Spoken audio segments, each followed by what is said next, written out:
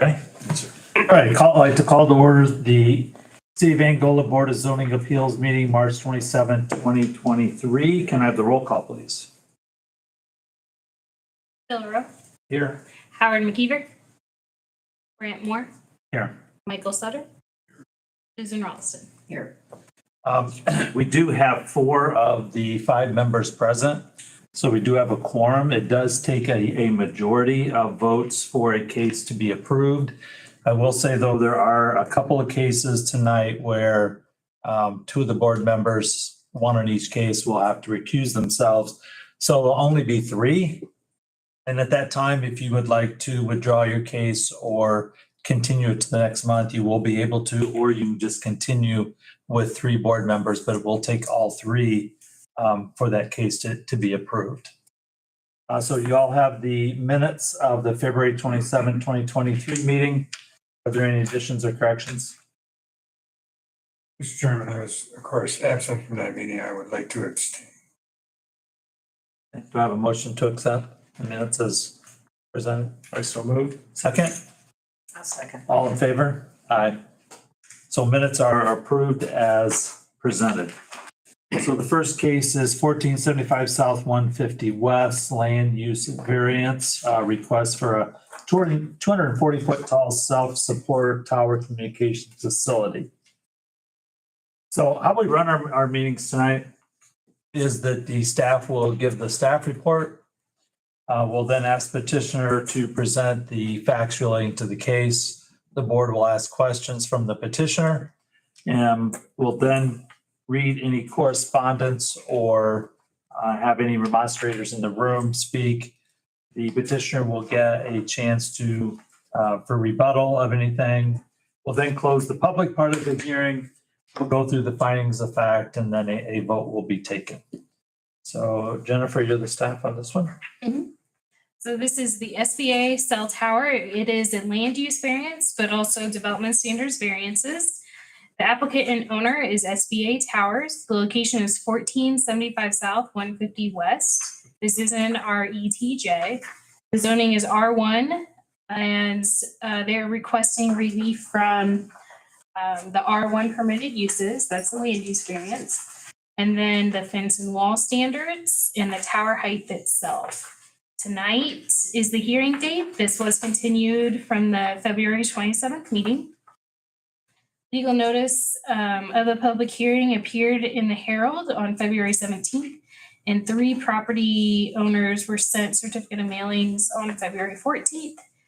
Title 18 of the UDO, along with Indiana Code 36-7-4-900 is applicable.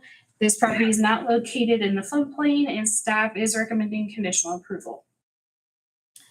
So to summarize, this project is seeking approval to construct a new self-supported communication tower at 1475 South, 150 West. The property gains its access via gravel drive and a 25-foot wide access easement from 150 West. The property already houses a non-sanctioned 190-foot tall concrete tower, which will remain to continue to support equipment and utilities for the new tower. The proposed tower meets setbacks as measured from the center of the proposed tower. Maximum height, including all antennas attachment, is 261 feet. Per the applicant, the new tower will significantly improve the utilization of the property, provide cutting-edge technology that will enhance the public safety and mobility telecommunications coverage in the area. The proposed height will allow all relocated and future user equipment to provide coverage over the existing tower. Existing accessory structures and utilities are planned to remain. The new tower will be enclosed by a 7-foot tall galvanized chain link fence with 1 foot of barbed wire for a total height of 8 feet. The proposed fencing will connect to and expand the existing compound. So you can see this here. This is the existing compound, this is the new tower. As stated, the code, section 18.4 or 40.20 is the R1 permitted uses. Telecommunication facilities are not permitted, so that is the land use variance they're requesting. 18.160.170 fence and wall standards. This would be because it's residential zoning, they have to follow that standard. So they're asking for that 1 foot of barbed wire at the top. So that's exceeding the height, and the barbed wire itself is not permitted. So it's those two particular conditions for that. Then the section 18.160.450, the standards for the actual tower itself, so exceeding the height. There is also an abandonment tower. Now the concrete tower is not being abandoned. They're still going to have equipment on it. We do recommend a condition that when that tower is abandoned, that it would be decommissioned. Some contextual zoning here. So the property is surrounded by agriculture. The same property owner owns both of these parcels here. You have this is Fox Lake just to the north, so a lot of lake residential, and then some more estate residential further to the south. The comprehensive plan does speak to this project with the objective 1.2 and 1.5. We have not received any public or any input as a result of the public notices.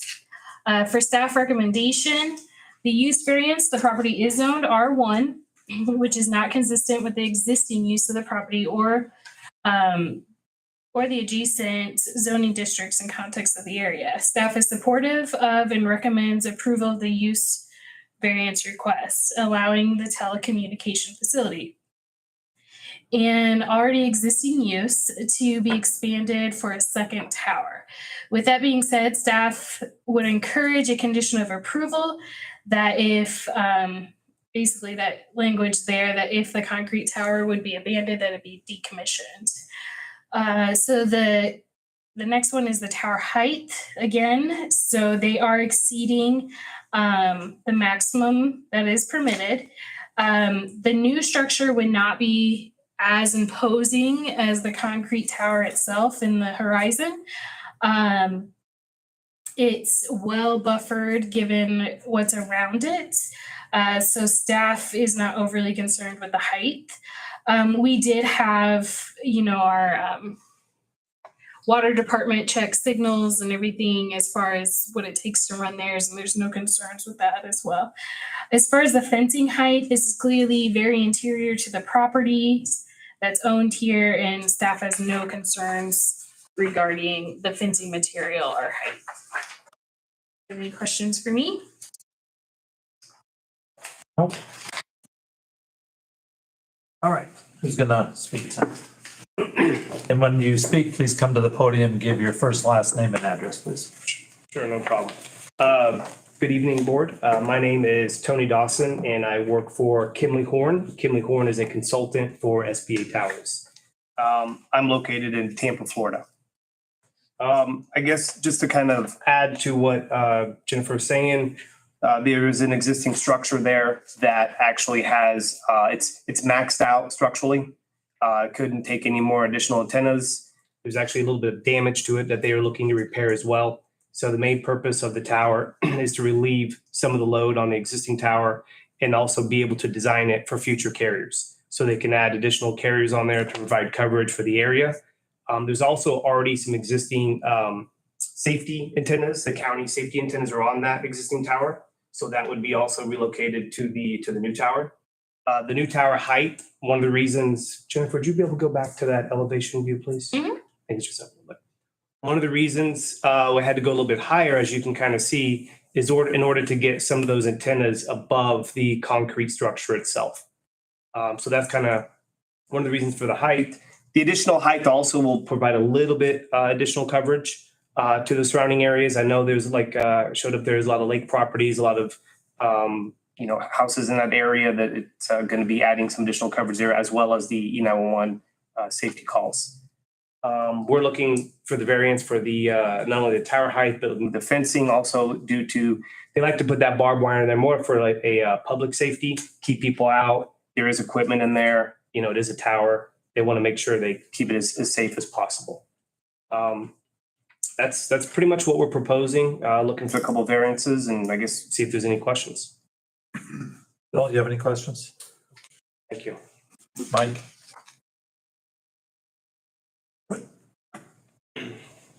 What do we mean by abandoned? We're not abandoning it. We're going to be relocating. So the existing tower, I think what she was saying is if we were to abandon it, then we would take it down, but we're not looking to abandon it right now. They're just going to relocate some of the antennas. Some, that's the word I was looking for. Yes, sir. Yeah, the existing structure is going to still keep some antennas on it, but because of it's already structurally maxed out, and is starting to show some deterioration with that load, they've done some reports and removed some additional loading off the new tower. This tower will be structurally acceptable for what's on here, and then this new one can actually hold additional antennas. So it should actually help from potentially any new towers having to go up in the nearby area. Is the county's towers or whatever going Antennas. to the new one? Yes, sir. That's all I have, Mr. Chairman. Susan, any questions? No, I All right, thank you. Thank you. You said no communications were received. Correct. Anybody in the audience like to speak on this case? Hearing none, then we'll close the public part of the hearing. We've got several finding of fact to go through with that. Correct. You'll have the use finding of fact and then the development standards, tower height and fence. We'll start with the use. Yep. The approval of the variance will or will not be injurious to the public health, safety, morals, and general welfare of the community. Will not. Yeah. Staff suggests the finding that a telecommunication facility already exists on the property and has for decades. The request is to expand an already existing use. Agree or disagree? Agree. agree. The use and value of the area adjacent to the property included in the variance will or will not be affected in a substantially adverse manner. Will not. Staff proposes a finding that the properties will be able to function as they already do. The request is simply an expansion of an already existing use. Agree. Agree. The need of the use variance does or does not arise from some condition particular to a property involved. Does. Staff suggests the finding that the property in question, or the property is zoned improperly. The property is zoned R1, even though it is surrounded by agriculture. The R1 is not supported of a use that is existed there. Agree or disagree? Agree. Agree. The strict application of the terms of the ordinance will or will not constitute an unnecessary hardship if applied to the property for which the variance is sought. Will. Staff suggests the finding that the existing telecommunication facility is not able to safely accommodate the demand for telecommunication service, therefore requiring a new second upgraded tower. Agree or disagree? Agree. The approval does or does not interfere substantially with the Angola Comprehensive Plan. Does not. Staff suggests the finding that the 2022 Comprehensive Plan update calls for the redevelopment of underutilized vacant and abandoned structures lots. This request allows for existing use to be upgraded while redeveloping the property instead of the telecommunication facility being relocated elsewhere. Agree.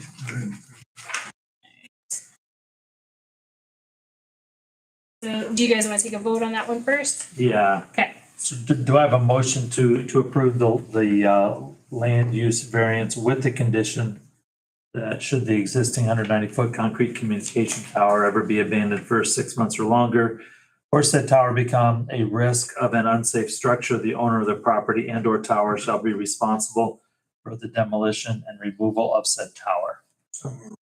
Have a second? Second. I have a motion and a second. All in favor, signify by saying aye. Aye. Moving on to the tower height development standards variance. The approval of the variance will or will not be injurious to the public health, safety, morals, and general welfare of the community. Will not.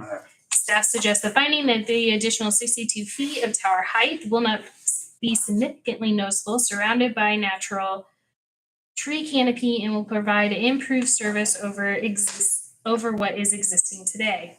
Agreed. The use and value of the area adjacent to the property included in the variance will or will not be affected in a substantially adverse manner. Will not.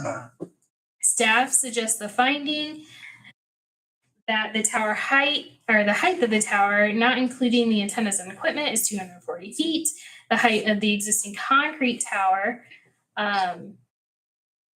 including the apparatuses, is approximately 210. The difference between the two is minimal and will not affect adjacent property owners.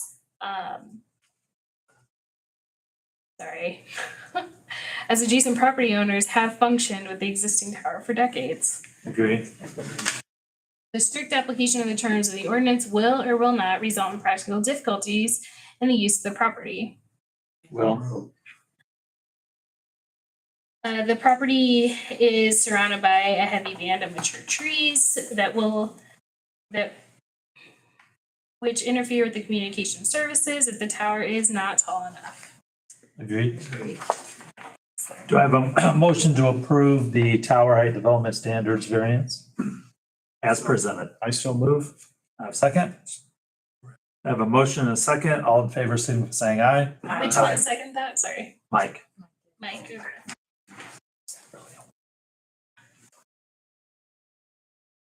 Nothing. I'll ask later. All right. Number 3, this is for the fence height and material. The approval of the variance will or will not be injurious to the public health, safety, morals, and general welfare of the community. Will not. A similar fence has existed on the property without issues, and the fence will not be visible or accessible from adjacent right-of-ways or property. Agree or disagree? The use and value of the area adjacent to the property included in the variance will or will not be affected in a substantially adverse manner. Will not.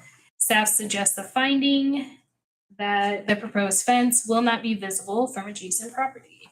Agreed. The strict application of the terms of the ordinance will or will not result in a practical difficulty in the use of the property. Will. Staff suggests the finding that the property is improperly zoned residential. Although the existing use has existed for decades, the property is surrounded by agriculture. If this property were zoned appropriately, the proposed fence would be permitted by right. Agreed.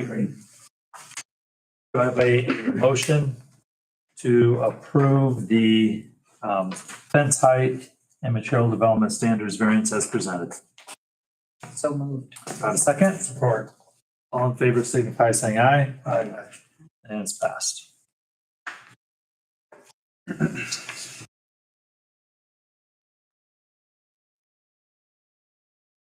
Did everyone sign in? I have to ask. I don't know how to say it. Make something up. Like this.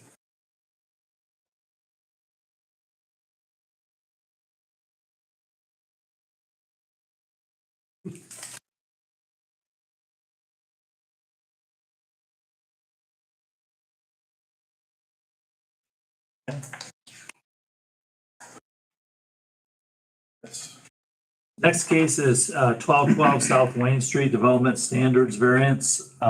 Request relief from Section 18 Development Standards.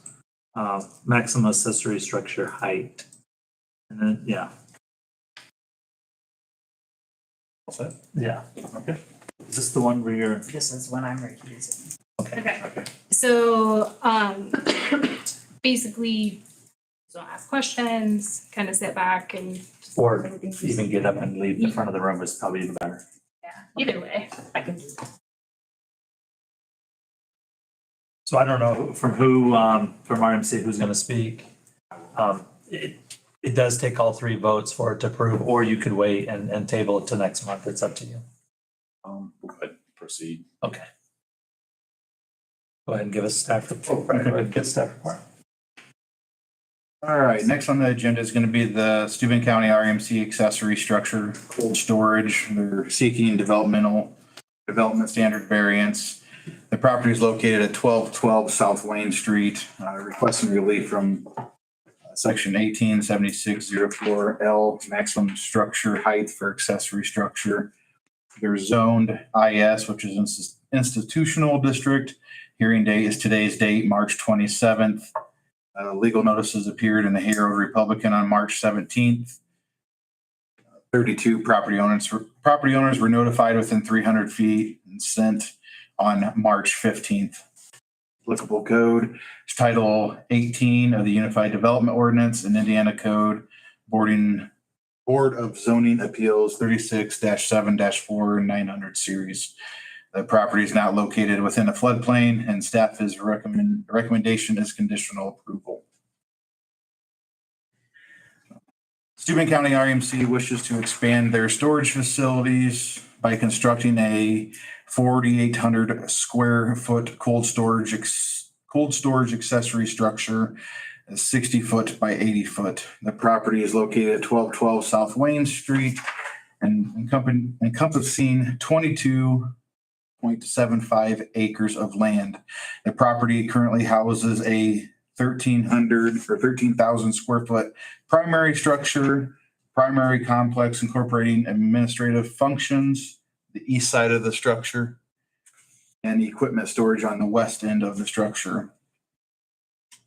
This storage serves as the main focal point greeting. Additionally, immediately to the west of the primary building sits an accessory structure built in 2014 connecting to a large pervious lot. The proposed accessory structure will store additional equipment and securely park their bucket trucks indoors, protecting them from severe weather. The aesthetics of the building will mirror the same facade as existing structures constructed on the property. The proposed building site, if you look at the image, will be in blue, is approximately 500 feet west of South Wayne Street. This 4,800 square foot accessory structure will be nestled between two current buildings on the property. The structure will be accessed from an established pervious drives and parking lot space. The proposed 4,800 square foot accessory structure will store additional equipment and secure bucket trucks indoors, protecting them from severe weather. The structures, okay. Repeat. Apologize about that. The structure moving forward, the structure includes 5 14-foot tall garage doors for large apparatus to pass safely. The height of these overhead doors result in taller walls, making the overall height of the structure exceed the maximum height requirement for accessory structures in the IS district. Therefore, the applicant is requesting the development standard variance to increase the maximum permitted height of accessory structure from 20 foot to 26 feet 10 inches. This is measured from grade to the highest peak of the structure. The addition of the proposed accessory structure will utilize open space adjacent to other buildings. It will mirror characteristics of previous builds, as in building materials used in site elevations. The structure's garage doors will face to the south. As we move forward is a couple images. This image here is taken from South Wayne Street looking west. The building as proposed that was in blue is going to sit where Jennifer is circling on the image right in front of the white current accessory structure. Next will be the entrance as you pull into the facility. Moving Furthermore, the next three images is just an overall view, one further back from the south looking north. Next, image 2 is a little bit closer to where the build site will be, and image 3 is just a different angle, looking slightly northwest. Contextual zoning around the property, if you look, it's as stated as zoned IS. To the north, you'll have mixed multifamily residential as well as duplexes. To the south, commercial offices and auto shops. To the east, single family residential storage units and Angola Hillcrest Baptist Church.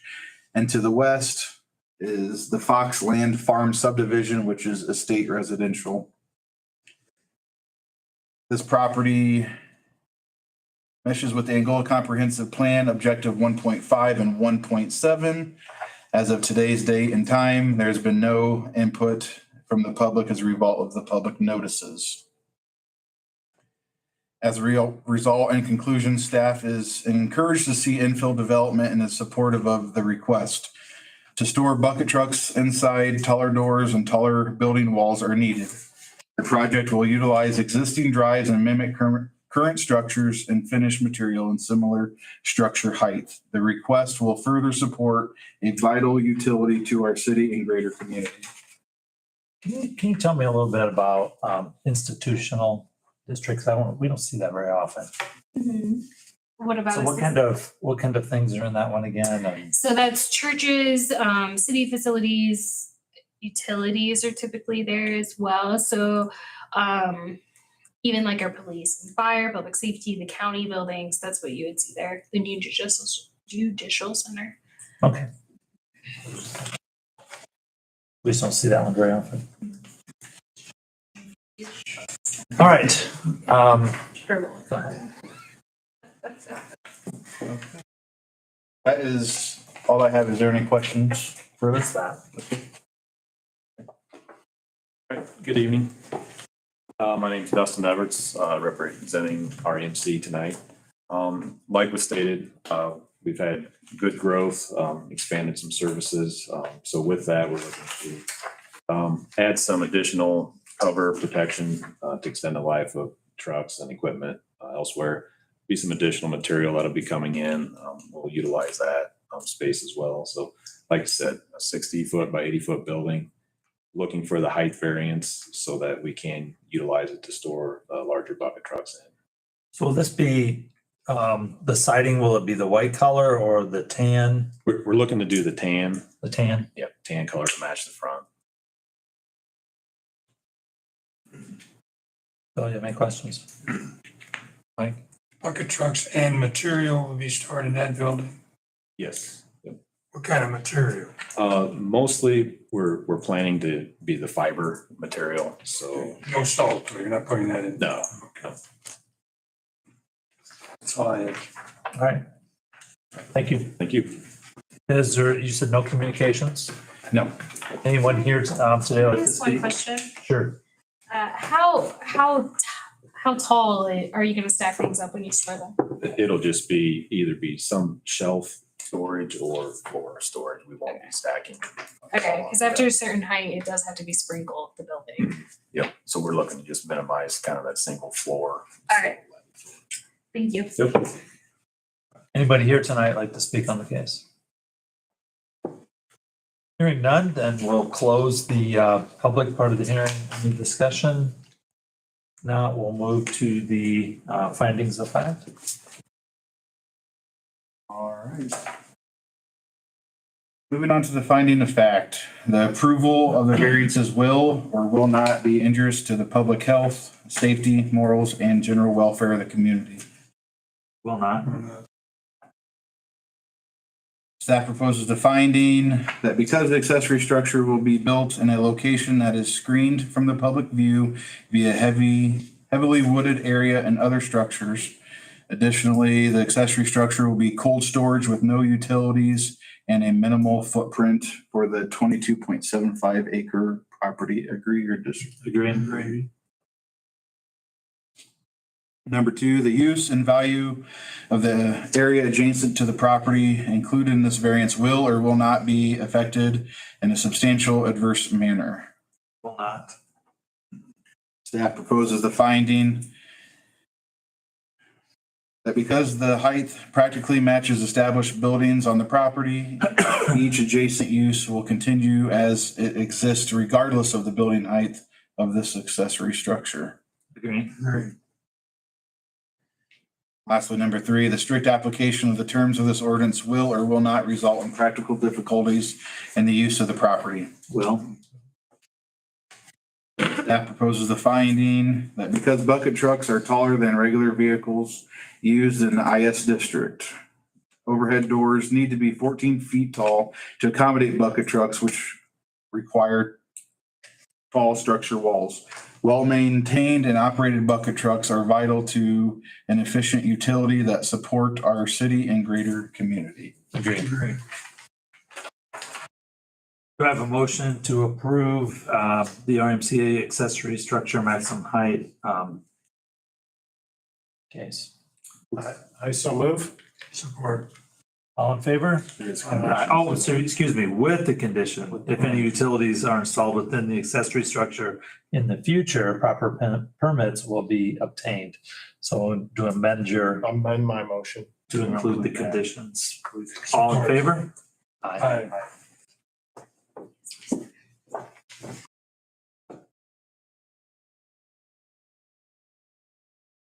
No, I didn't say that.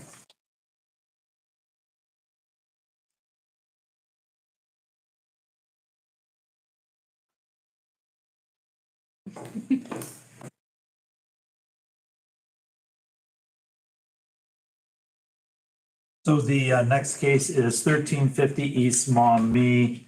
It is the height requirements, MSDs of Steuben County Schools. I will have to recuse myself from this case, and overall, we'll take this over.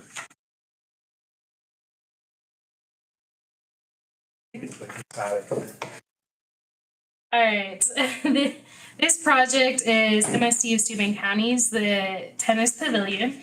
They're requesting a development standards variance. The applicant is Matt Wiedenhofer of MSD Steuben County. The location is 1350 East Maumee. They're requesting relief from section 18.76.040, the institutional height, accessory height standard. The property is zoned institutional. Tonight, March 17th is the hearing date. Public notices appeared in the Herald on March 17th. 28 property owners within 300 feet were sent certificate of mailings on March 14th. Title 18 of the UDO, along with Indiana Code 36-7-4-900 apply. This property is not located in the floodplain, and staff is recommending conditional approval.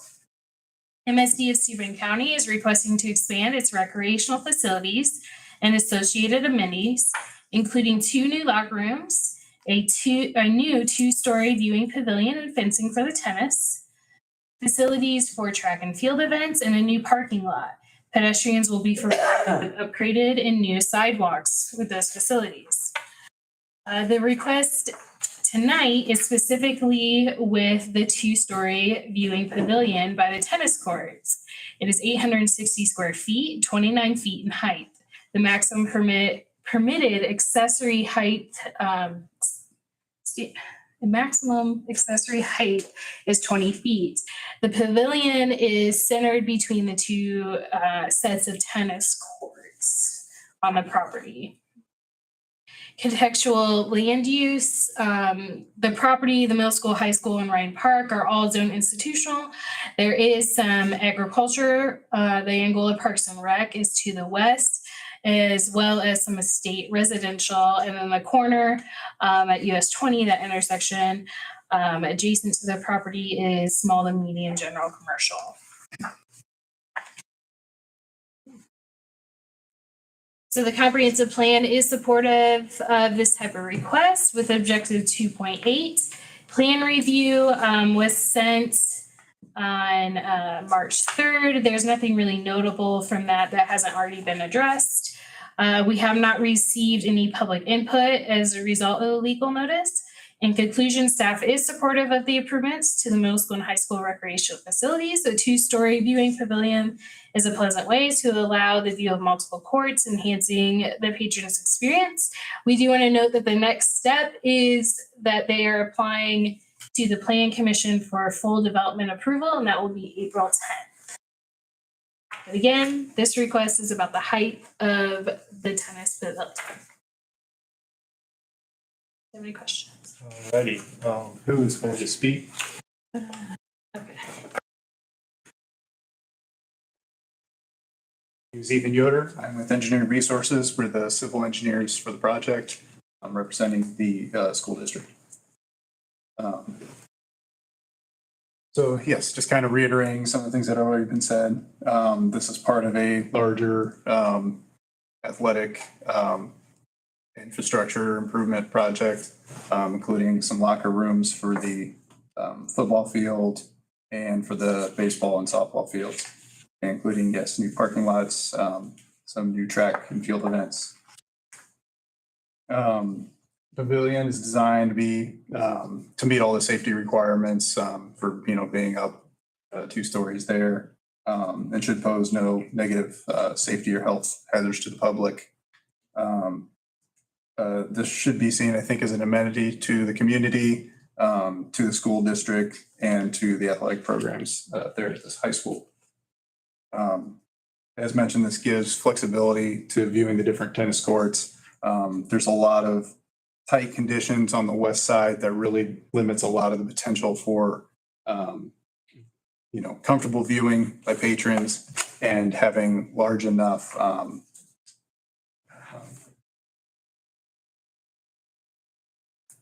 bleachers.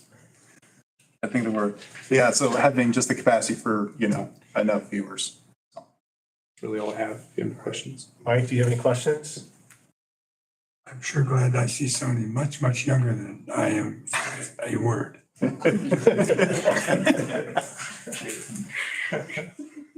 Susan, do you have any No, I questions? have no questions. Alrighty, thank you. Anybody in the audience want to speak? Okay, close the public hearing. I guess we'll go to findings of fact. You'll be happy to know there's only one page. The approval of the variance will or will not be injurious to the public health, safety, morals, and general welfare of the community. Staff proposes the finding that because the accessory structure will support recreational facilities. Agree, disagree? Agree. The use and value of the area adjacent to the property, including the variance, will or will not be affected in a substantially adverse manner. Staff proposes the finding that because the accessory structure supports existing recreational facilities. Agree. The strict application of the terms of the ordinance will or will not result in practical difficulties in the use of the property. Staff proposes the finding that because the current permanent placement of the tennis courts restrict additional seating being added around the majority of the courts. With the slope of the terrain, the 2-story observation pavilion eliminates a much larger land disturbance to allow viewable access from one designated location to all 10 tennis courts. Agree or disagree? Agree.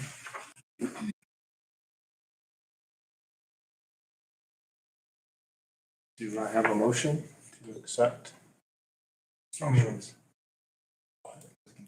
condition? With the conditions, yes. So the condition is all plan review and routing comments are adequately addressed. I'll second. Second. All those in favor answer by saying aye. Aye. Opposed, the same.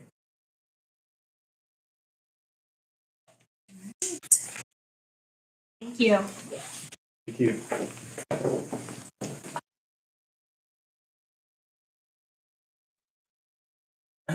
All right, one more, 1850 East Maumee Street, land use variance.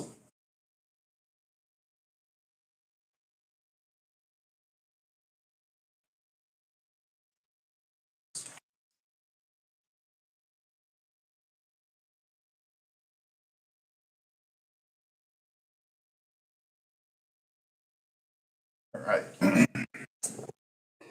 Moving on to the next Project name is going to be accessory dwelling. Application type is a land use variance. The applicant and owner is Philip Myers. The location of the property is 850 East Miami Street. The current zoning is R1, low density, single family residential district. We're requesting relief from section 18.40.020, the low density, single family residential permitted uses. Hearing date is today's date, March 27th. Legal notices appeared in the Herald Republican on March 17th. 7 property owners within 300 feet were sent certificate of mailings on March 16th.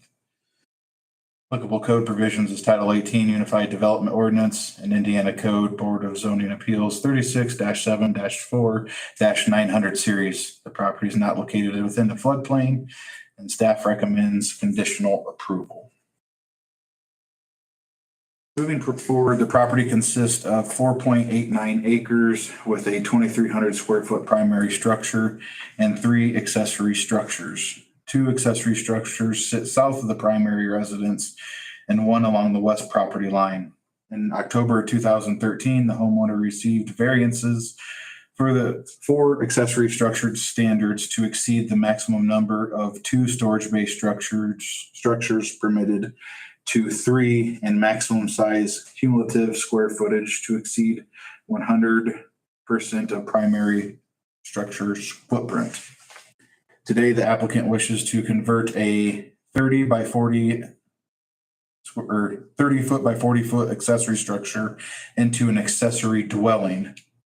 The property is located within the R1 low density single family residential district, which an accessory dwelling is not permitted. The applicant's son and daughter-in-law tenants currently reside on the property and are in the process of purchasing it. The tenants have been remodeling the primary structure for some time. The accessory dwelling is comprised of 2 bedrooms which gain access from the west facade. Additionally, there is a kitchen, a full bathroom, laundry room, living room, and a 1-stall attached garage bay. Contextual zoning and land use shows that it is zoned R1, which does not permit accessory dwellings. The property is north is a vacant lot zoned institutional. Property to the south is Angola Park and Recreation. The properties to the east are residential dwellings and farmland within 3 different zoning classifications: agricultural, R4 and R1. And to the west, immediate properties include commercial shops, auto dealership, and a gas station.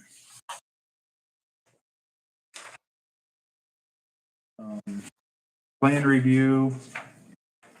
If you'd like to skim over that, I can touch base if you'd like to. If you look, the black is comments from each department comments, and the blue is how the applicants has responded back.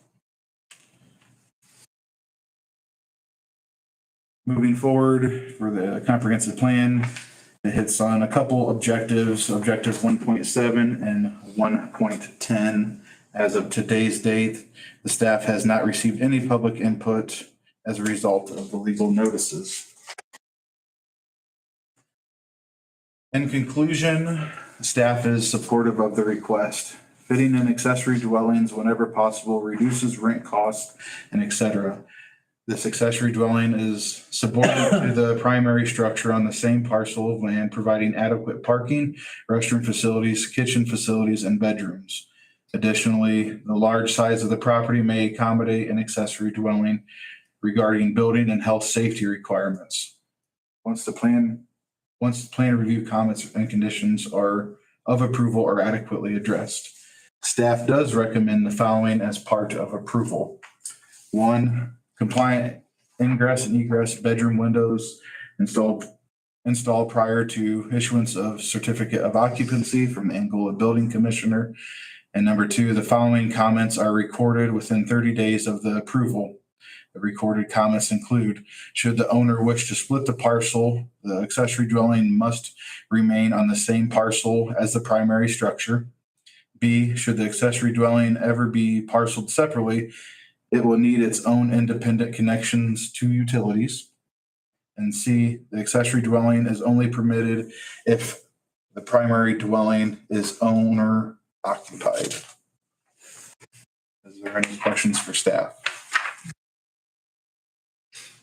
Think so. Mr. Myers? Evening, Board. My name is Phil Myers. I'm the owner of this property. This property has been in the Myers family since 1926. It's originally about 120 acres. It included everything from the cemetery to the park, all the way out to the middle school. It has since been sold to Harold Chevrolet or other dealerships in that area, some homes, and to the city of Angola for the park. What remains is just under 5 acres. It has one dwelling. When I traded with my family members, I had acreage involved, and we had both the house appraised and acreage appraised, and we traded properties with my cousins. And they didn't want the property, and it was going downhill quite quickly. It had not been occupied for about 10 years. I decided to take on the project. But like with old houses, you have to find out what's inside before you can decide what to build, because you have a lot of surprises. I started demolition of the house and then realized I was storage short. And we basically came in and got permits for two accessory structures. And in that process went through a variance because we had an existing garage that we weren't going to tear down. At that stage, I had some health issues that didn't allow me to work on the house anymore. My wife got sick and that curtailed things, and then I had back operations and that curtailed things even farther. So my son and his wife, Dad and Emily McClellan, approached me about buying the property. Dad and Abby are a good do-it-yourself team. Dad has a lot of skills in the building trades and has a lot of capabilities, and Abby's becoming an adequate helper. She keeps his nose to the line and goes from there. At this stage, I would like to turn it over to them to explain what their plans are for the house. Go ahead and give your name and address too. Thad McClellan, 850 East Maumee Street. Abby McClellan, 850 East Maumee Street. The reason we're asking for the variance is her mom got sick, and that was kind of the idea. We move into the house and her mom would move into the structure that we're asking the variance for. Her mom ended up passing away, and to do the house right, put it back together like it needs to be put back together, would need a little bit more time. So being able to live on the property and work on the property is what we're looking to do. Yeah, I don't think so. Do you guys have any questions or? Mike? Solid. So the building itself is going to be a temporary housing situation. Yeah. If you finally move over to the big house, you will then have a rental, right?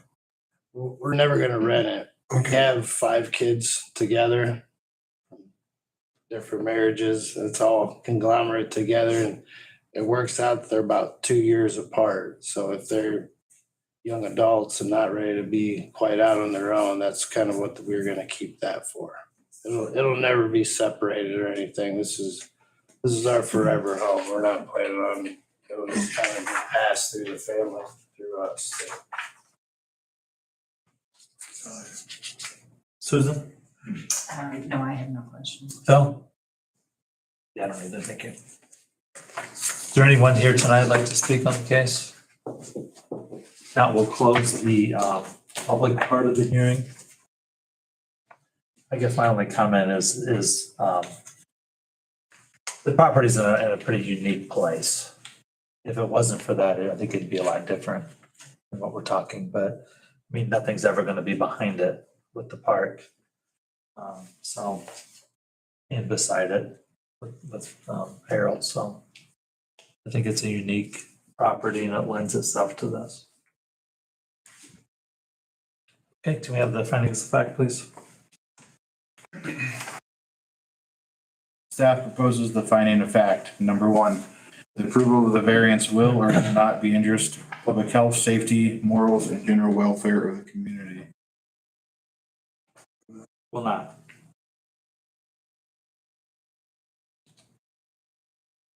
Staff proposes the finding because the building will meet all minimum dwelling and life safety requirements for an accessory dwelling.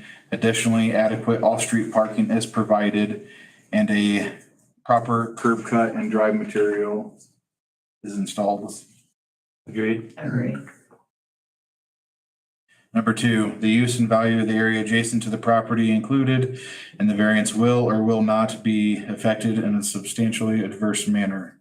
Will not. Staff proposes the finding that it will not be affected in a substantial adverse manner because the use complements the existing uses and nature of the area. Additionally, all utilities are currently adequately provided, and converting an accessory structure into a dwelling will increase surrounding property values. Agreed? Number three, that the need for the use variance arises or does not arise from some condition particular to the property involved. Arises.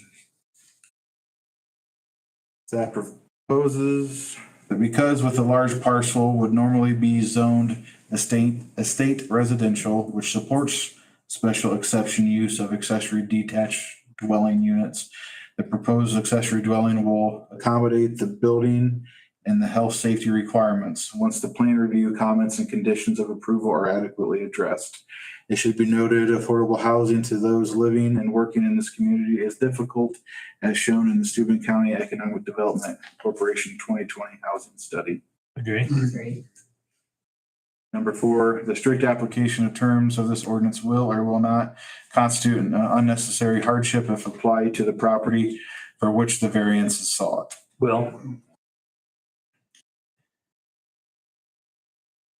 Staff proposed finding because the accessory dwelling will fit in character and development pattern of the area. Agree? And lastly, the condition or the approval does or does not interfere substantially with the Angola comprehensive plan. Does not. The approval does not interfere substantially with the Angola comprehensive plan because the plan dedicates this area residential. Agree. Do we have to include the recorded commitments in the motion? Okay. So do I have a motion to approve the land use variance with the following conditions? Compliant egress bedroom windows installed prior to issuance of certificate of occupancy from Angola Building Commissioner. 2, recorded commitments are recorded within 30 days of approval. The recorded commitments are following. 1, should the owner wish to split the parcel, the accessory dwelling must remain on the same parcel as the primary structure. 2, should the accessory dwelling ever be parceled separately, it will need its own independent connections to utilities. And 3, accessory dwelling is only permitted if primary dwelling is owner occupied. Do I have a motion? So, Second? Second. All in favor? I, Aye. All right.